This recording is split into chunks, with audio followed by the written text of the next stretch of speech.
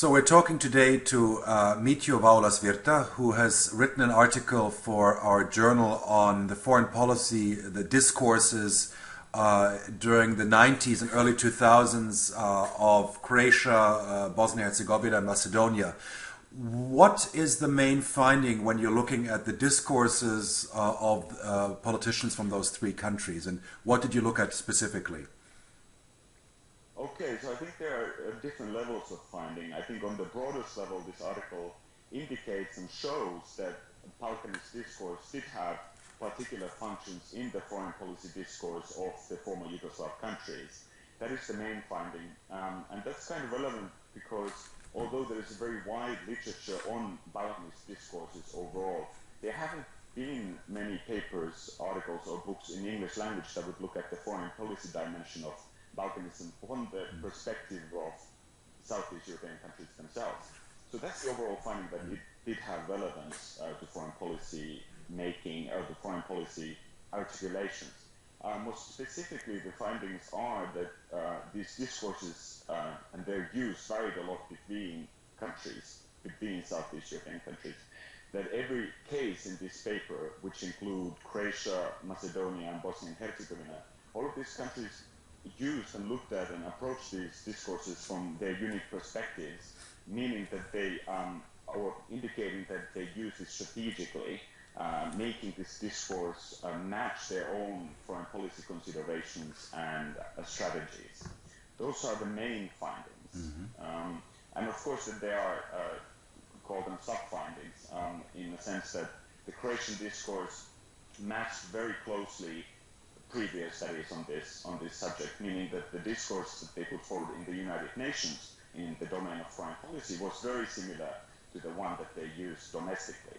There was a lot of overlap between these discourses. However, in the Macedonian case, you find a lot more fluidity, a lot more diversity in a way that the discourse lived and behaved a little differently in the foreign policy domain than nationally inside Macedonia, and that's something that I considered a new finding in this paper. Do you also notice a change over time? I mean, I know you're looking primarily at the early 90s to the early 2000s, but can you detect a variation over time also in that period? Well, that was something that I considered initially when I was doing research for my master's thesis, and this paper is based on that thesis. But I didn't really find significant variation. Maybe in the Croatian case, you do find that after Tuđman left the political scene, passed away, left the political scene, this discourse did not have similar kind of relevance in the United Nations anymore. So it was toned down a little bit. But overall, there was no clear distinguishable pattern either with Croatia or Macedonia. However, in the Bosnian and Herzegovinian case, there was a clear change because there was one discourse that was being used during the conflict, between 1992 or 1993 and 1995, and then a discourse that was used after, when Bosnia became a completely different kind of state, and where the political structures and the power sharing started playing into how, who was representing Bosnia in the United Nations and how the country was conducting its foreign affairs.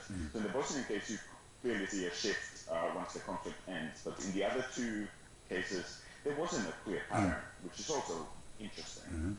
But I think if you look at a longer time frame, let's say from 1983 till 2017, perhaps then you could start considering these patterns more. Right. One of the classics, of that debate, Milica Bakić-Hayden's article about nesting Orientalism suggests this kind of continuous, kind of everybody has the other. But from what you're describing in the article, this kind of stops with Croatia, who tries to distance itself from the rest of the Balkans. But in Bosnia, as well as in Macedonia, this pattern of othering or Balkanizing the other, at least in the foreign policy discourse, seems to be less prevalent, if I understand it correctly. That's correct. That's absolutely correct. So in the Croatian case, you find this very clear discourse, very clearly said discourse that matches the domestic political discourse put forward by the independence-oriented elites by the Tuđman regime. And that discourse clearly contains this notion of the Balkan other.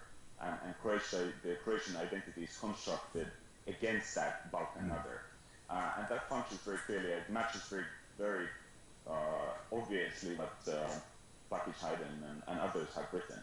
However, in the Macedonian case, the discourse contains elements of Balkanism, but it is a completely different kind of use of that discourse. And I think that, in a way, makes it the most interesting. Macedonia makes the most interesting case in this paper, because you really see how that discourse lived and how it was being used and pursued strategically. So you find all these old stereotypes that are important to Balkanese discourse overall, but they are being used in I would say, in a different kind of way. So they, on the one hand, they do buy into the Western, predominant Western discourses about the Balkans as a place of perpetual conflict, as a place of staple ethnic nationalism and chauvinism. But then they flip the argument over in the end, saying that, okay, if that's the case, that Balkans indeed is like that, well, then we need some sort of response from the West. So they were using the same arguments, but to pursue a different policy objective. Yeah, I think that's an interesting finding, and also I think the overall perspective of what you give for Macedonia and Bosnia, that this kind of using it but also changing it, so it's not this kind of either. I think very often the literature is restricted to saying it's either you Balkanize the other, as being the more Balkan, or you're engaging in self-Balkanization. But I think what you're suggesting and what you're showing is maybe a bit more nuanced, that there is that this Balkanization is not it's a strategy of different, which has different directions and different paths and bit different functions as well. Yeah, I agree with that, and I think that's that's a feature of this foreign policy discourse specifically, because clearly the statements that the representatives of these countries made in the United Nations, they had policy objectives and policy goals behind them, and they found different ways to take this Balkanist discourse and use it to pursue those objectives, whether it was kind of establishing themselves as sovereign states, creating identity, but most clearly and most specifically about arguing for European integration. And there you see this discourse kind of evolving and changing and adopting different forms to match those arguments and those goals.